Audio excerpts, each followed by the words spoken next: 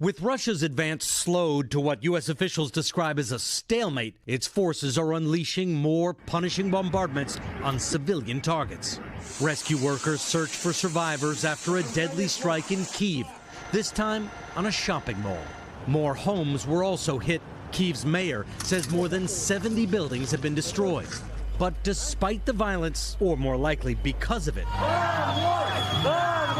Ukrainians are still turning out to challenge Russian troops. In Russian-occupied Kherson, new images show protesters refusing to back down until Russian troops opened fire, mostly in the air, to disperse the crowds.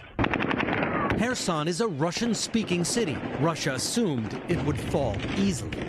The besieged city of Mariupol is getting the worst of the Russian assault.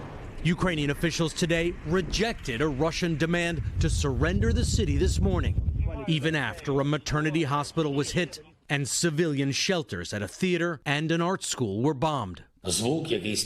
Now, President Zelensky is preparing Ukrainians for even worse, playing an air raid siren, telling them not to be afraid, but to get used to them. Back in Kyiv, they're not waiting for the sirens to get into this bunker. These are foreign babies born to Ukrainian surrogates. Always down here now, trapped in this war zone, are 18 babies. They're well cared for. The bunker is stocked and clean.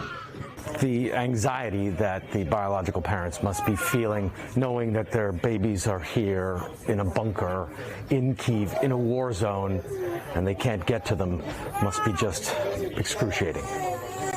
Antonia, a nurse, says we're giving them lots of love and taking care of their needs. What do you need right now? What would help you, the situation, these children? We ask for the war to stop, she says. We need help for the nightmare to stop.